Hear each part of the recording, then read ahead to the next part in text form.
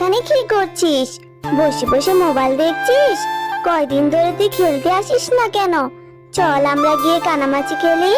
তোকে ছাড়া খেলা করতে আমার একদমই ভালো লাগে না, তাই তো তোদের বাড়ি চলে আসলাম তোকে নিয়ে খেলা করব বলে। না রে টিয়া, আমার একদম খেলতে ভালো লাগছে না, আমি যাব না। তুই যা, গিয়ে খেলা কর। আমি এখন মোবাইলে কার্টুন দেখবো। জানিস মোবাইলে কার্টুন দেখতে যে কত মজা লাগে। আচ্ছা দিদি, তুই কি আমাকে একটু মোবাইল দেখতে দিবি? আমারও খুব ইচ্ছে করছে কার্টুন দেখতে, কিন্তু আমাদের তো কোনো ভালো স্ক্রিন টাচ মোবাইল নেই। আমি কি করে কার্টুন দেখবো? দে না আমাকে একটু কার্টুন দেখতে। না না টিয়া, আমাদের মোবাইল কাউকে দেওয়া যাবে না। আমার মা আমাকে বলেছে কাউকে মোবাইল দিলে মোবাইল নষ্ট হয়ে যাবে। মা তো আমাকেই মোবাইল ধরতে দেয় না।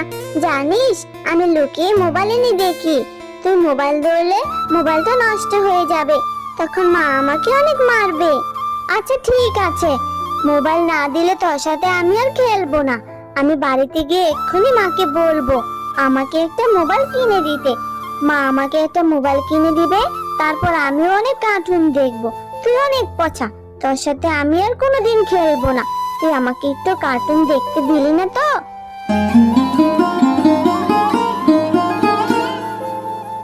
কি রে টিয়া, এইভাবে তুই মন খারাপ করে বসে আছিস কেন?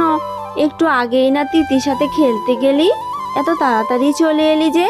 কি হয়েছে, এত মন খারাপ কেন মা? মা, ও মা, জানো তিতিদের বড় একটা স্ক্রিন টাচ মোবাইল আছে। ওই মোবাইলে তিতি সারাদিন কার্টুন দেখে। আমারও খুব ইচ্ছে করছে কার্টুন দেখতে। আমাদের একটা স্ক্রিন টাচ মোবাইল কিনো না মা। একটা মোবাইল কিনলে তুমি সবার সাথে ভিডিও কলে কথা বলতে পারবে, আর আমিও কার্টুন দেখতে পারবো। টিয়া, নুন আনতে পান্তা ফুরোয় আমাদের। আমরা তো ঠিক মতো 3 বেলা ভাতই খেতে পারি না, তুই আবার মোবাইলের কথা বলছিস? এই স্ক্রিন টাচ মোবাইল তো বড় লোকরা চালায় রে মা। আমাদের কি এত টাকা আছে যে এত দামি মোবাইল কিনবো?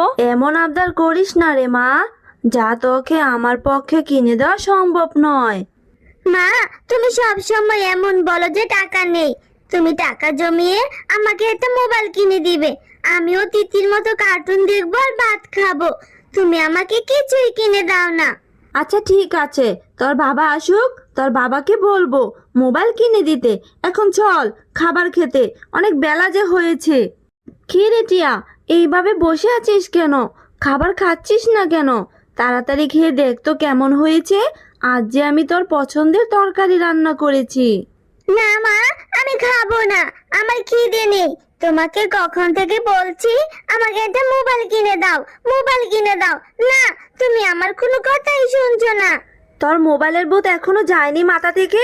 সে কখন থেকে বলছি মোবাইল কেনার মতো এত টাকা আমাদের নেই। এত বায়না করিস না তো, চুপ করে খেয়ে নে। জানো মা, তিতি, ঝুমা, রিঙ্কু ওরা সবাই মোবাইল দেখে দেখে ভাত খায়। ভাত খাওয়ার সময় মোবাইল দেখে।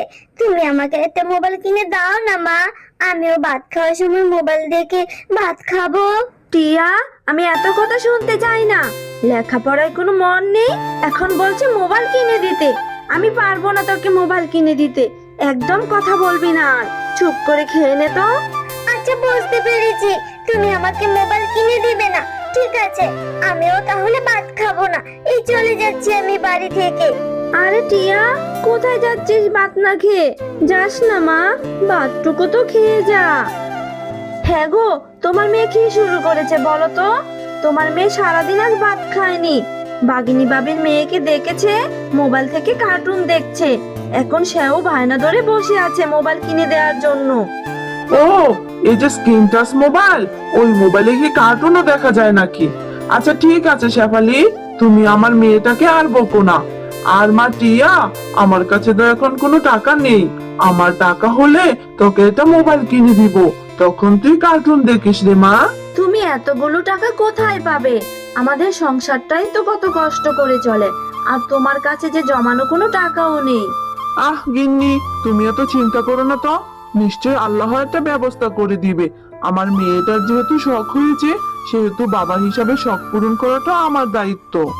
সত্যি বলছো বাবা? তুমি আমাকে মোবাইল কিনে দিবে?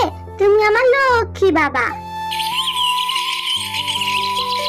টিয়া, তুই বাড়িতেই থাক, আমি একটু বনের দিকে যাচ্ছি, দেখি বন থেকে কোনো ফলমূল পাই কিনা। মা, আমাকেও সাথে করে নিয়ে যাও না। আমারও যে বনে ঘুরে ঘুরে ফল টোকাতে খুব ইচ্ছে করছে, আমাকেও নিয়ে যাও না মা। না রে মা, তোকে কি করে নিয়ে যাব? ওই জঙ্গলের মধ্যে যে অনেক ভয়ানক জীবজন্তু থাকে, ওখানে তোকে যেতে হবে না। আমি তাড়াতাড়ি করে ফল নিয়ে চলে আসব, তুই বাড়িতেই থাক।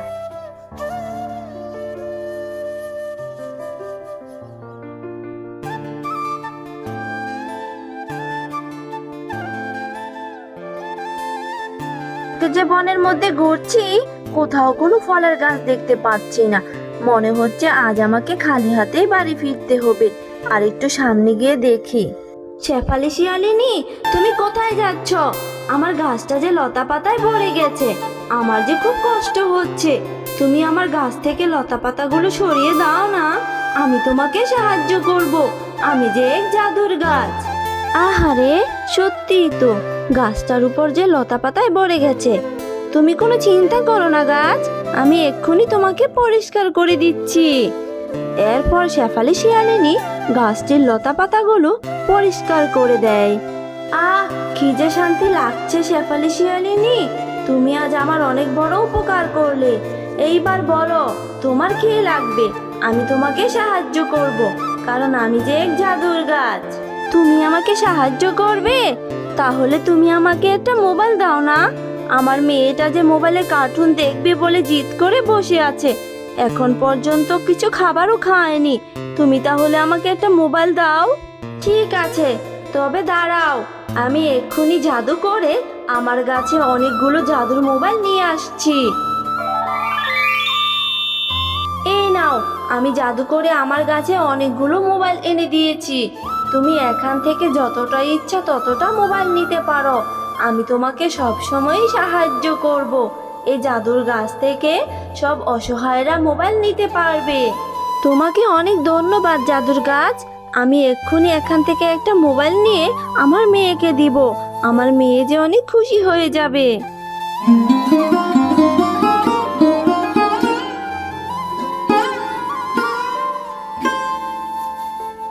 টিয়া, মা টিয়া, কোথায় গেলি তুই? আয় না মা, দেখ তোর জন্য আমি মোবাইল নিয়ে এসেছি। ও মা, সত্যি তো দেখছি একটা মোবাইল, কত সুন্দর একটা মোবাইল। এই মোবাইল দিয়ে এখন আমি কার্টুন দেখতে পারবো মা। ও মা, দাও না, দাও দাও, আমাকে এই মোবাইলটা দাও। আমার যে খুব পছন্দ হয়েছে। কিন্তু মা, এই মোবাইল তুমি কোথায় পেলে? হ্যাঁ রে মা, এই মোবাইলটা আমাকে এক জাদুর গাছ দিয়েছে। ওই গাছটাকে আমি সাহায্য করেছিলাম, তাই ওই গাছ আমাকে এই মোবাইলটা উপহার দিয়েছে। কি মজা, কি মজা, খুব ভালো হয়েছে মা। এখন থেকে আমি সারাদিন এই মোবাইলে কার্টুন দেখতে পারবো।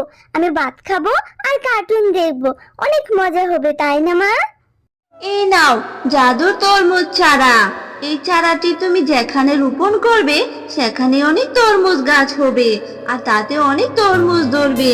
এই গাছের তরমুজ কখন তুলি, এই তুলি, আজকে না আমি আর খেলতে পারবো না রে। আমি আজকে তাড়াতাড়ি বাড়ি চলে যাব। তুই জানিস তুলি, আমাদের জমিতে না অনেক তরমুজ হয়েছে। আমার মা আজকে জমি থেকে তরমুজ উঠিয়েছে। আমি বাড়ি গিয়ে তরমুজ খাবো। তরমুজ যে আমার খুবই পছন্দ।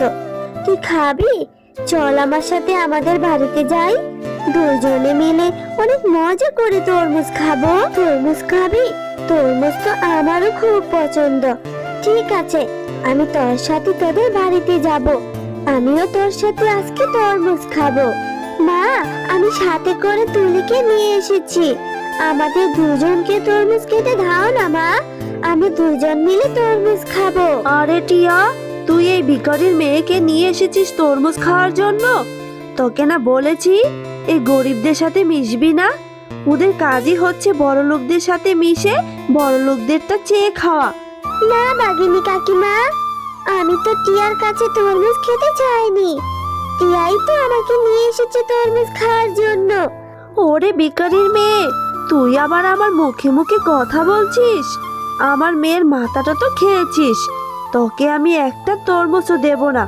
যা এখন আমার বাড়ি থেকে চলে যা বলছি। মা, ও মা, তুমি এইভাবে কেন বলছো? আমাদের বাড়িতে তো অনেক তরমুজ আছে, সেখান থেকে এক পিস তরমুজ দাও না তুলিকে। তুমি এইভাবে কেন বলছো মা? তুলি তো মনটা খারাপ করবে। টিয়া, তুই আর একটা কথাও বলবি না। আর শোন, এই ভিখারির মেয়ের সাথে আর কোনোদিন খেলতেও যাবি না। আর এই ভিখারির মেয়ে, তোর মাকে গিয়ে বলবি তরমুজ কিনে খাওয়াতে। এখন যা বলছি আমার বাড়ি থেকে। এরপর তুলি মনটা খারাপ করে সেখান থেকে বাড়ি চলে আসে। কি রে মা, আজ তোর মনটা এমন খারাপ কেন? কি হয়েছে তোর?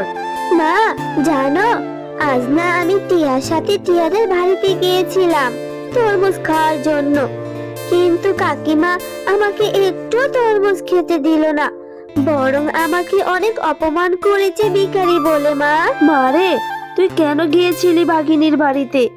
জানিসই তো, ভাগিনী সবার সাথে এরকম করে। মন খারাপ করিস না রে মা, তোর বাবা আসলে বলবো তোকে একটা তরমুজ কিনে দিতে।